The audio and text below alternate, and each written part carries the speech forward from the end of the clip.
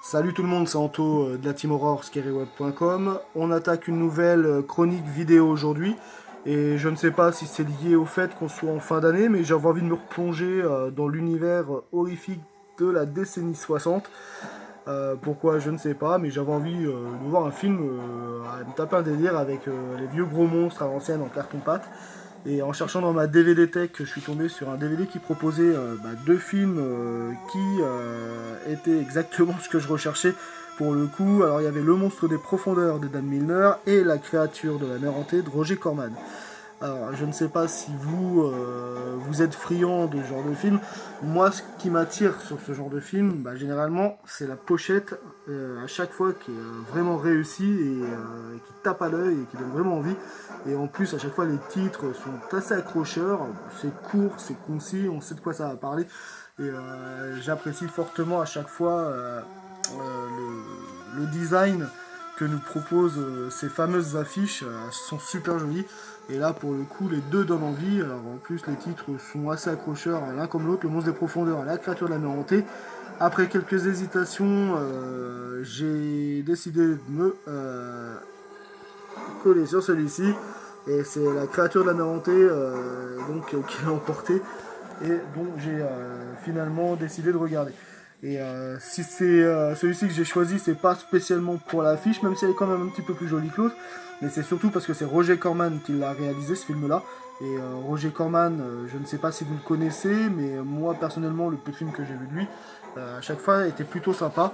Et si vous regardez un peu sa filmographie, Corman, c'est plus de 400 productions. Et dans les 400 productions, il a fait quasiment que des productions pour les films d'horreur et fantastiques.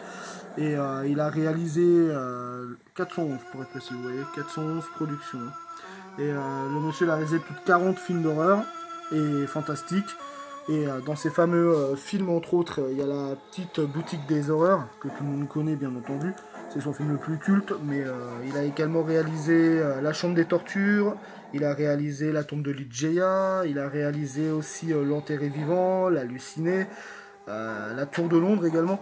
En gros, c'est un monsieur qui a quand même fait un boulot monstre pour promouvoir donc, le cinéma de genre, donc on lui doit tout ça.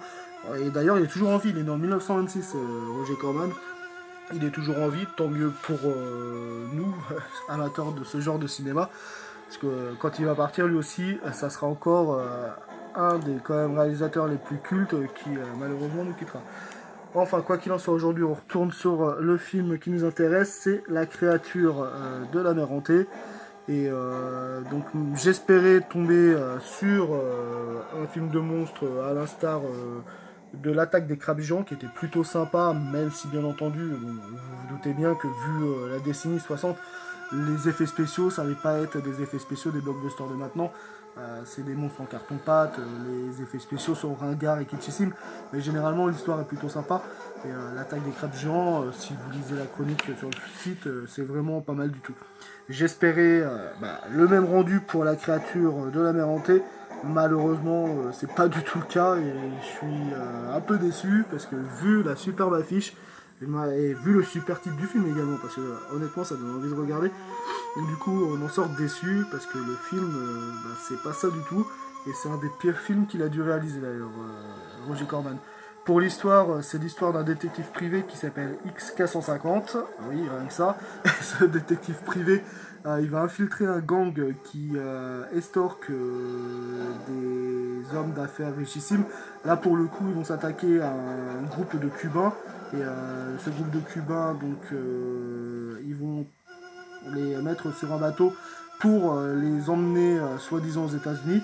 Et au final, non, ils vont vouloir récupérer parce qu'ils ont un trésor. Et le groupe de gangsters vont se mettre à l'idée de tuer l'un des Cubains et faire croire que c'est une créature sous-marine qui est montée sur le bateau et qui a tué cette personne-là.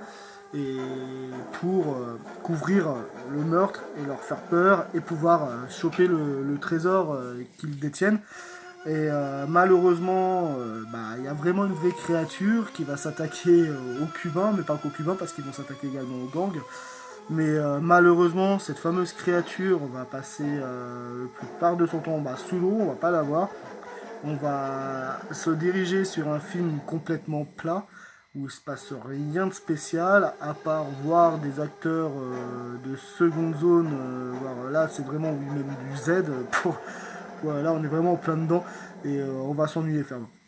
Bon, je suis un peu déçu parce qu'il se passe rien, il y a des situations grotesques qui vont s'enchaîner, les acteurs ils en font des tonnes, ils sont pas crédibles du tout. Alors le pire c'est qu'il y en a un des membres du gang qui ne parle pas, qui va parler qu'en faisant des cris d'animaux. Alors à un moment où il va faire le phoque, après il va faire le singe.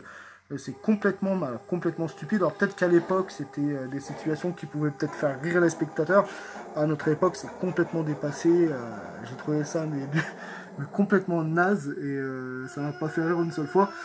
C'était vraiment complètement grotesque. Et le pire, c'est que dans cette histoire-là, il va rencontrer une nana qui va être comme lui. Tiens, bah tiens, elle aussi, elle parle qu'on animal. Enfin, je sais pas ce qu'il lui a pris Roger Corman, mais complètement loufoque et c'est complètement raté. Et surtout qu'il va rien se passer du tout, donc on va les suivre, ouais, aller dans l'eau, hop, ils vont tuer un cubain, ils vont remonter à la surface, tout le temps le même procédé, tout le temps les mêmes images qui se répètent également. Non, là, il a vraiment fait le plus simple possible. Les plans en plus sont pas terribles, les coupures, les doublages aussi sont vraiment catastrophiques. Et non, vraiment, l'image de la photographie, elle est pas belle du tout, c'est très sombre. Pourtant, il en a fait d'autres des films à cette époque en noir et blanc et qui étaient bien filmés, c'était joli, ça donnait envie de regarder. Alors là, pas du tout, c'est très sombre en plus, et les décors sont pas très jolis, vous verrez que c'est tout le temps les mêmes plans qui reviennent. Il y a même un moment où ça m'a fait rigoler, parce que alors, je sais pas si c'est sur le montage ou pas, mais il va y avoir une séquence, et une coupure, et 2 secondes après, la même séquence qui repart. Donc je pense que là, il y a eu un petit défaut sur le montage, et ils ne s'en sont pas rendus compte lors de la réalisation. Donc c'est plutôt drôle, c'est kitsch. Et au final, bah, on s'endort. Honnêtement, j'ai eu du mal à garder les yeux ouverts parce qu'il se passe pas grand chose et au bout d'un moment, la répétition des pitreries des acteurs, bah, ça va bien 2 secondes, mais bon, c'est pas ce qui fait un film. Et au final, on l'attend la créature. Heureusement pour nous, elle va débarquer sur les 5 dernières minutes. Bon, elle est kitschissime à souhait, mais bon, j'ai trouvé ça plutôt plaisant. Enfin, parce qu'on l'attend, on se dit elle va se débarquer quand. Et une fois qu'elle débarque, bah, elle va zigouiller tout le monde en 2 instants. Et on est un peu sur notre fin parce qu'on s'attendait quand même à un petit peu mieux. Il y a voilà, des effets spéciaux, bien entendu, qui sont ringardes, mais par rapport, par exemple, à l'attaque des crabes géants, où c'est kitsch, mais c'est plutôt bien réalisé, là, c'est foiré. Il n'y a pas d'autre mot. Non, c'est vraiment très, très, très mauvais. Honnêtement, je vous le conseille pas.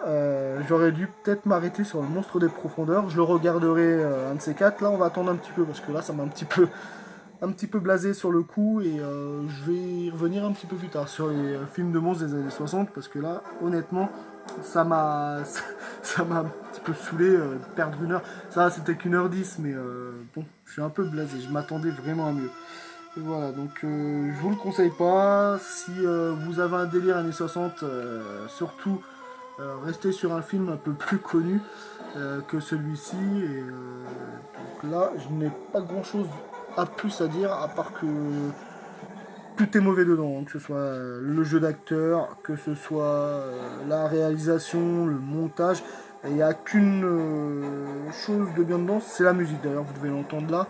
Musique des années 60, film de monstres, c'est sympa, ça donne le ton et l'ambiance. Malheureusement, là, il y a avec ça parce que le contenu du film, bah, c'est le néant total. Hein. Donc, un petit peu vraiment déçu de cette créature de la mer hantée qui promettait pourtant plutôt beaucoup de choses sympathiques quand on voit la pochette du film. Voilà. Donc bah, malheureusement, il va faire partie des films que je ne peux pas mettre autre chose que 0. J'aurais bien mis 0,5, mais honnêtement, non, là c'est vraiment perdre 1h10 de notre vie. C'est vraiment, oui, là c'est daté, et non, non, je le conseille même aux gens qui aiment bien les délires, les nanars Z. Là c'est Z, mais en plus c'est vraiment nul. Non, non, il se passe vraiment rien, et je le déconseille fortement. Voilà pour celui-ci. On reviendra plus tard. J'espère la prochaine fois faire un choix un petit peu plus de meilleure qualité. Voilà. Bonne fin de journée ou bonne soirée et passez de bonnes fêtes de fin d'année. Salut!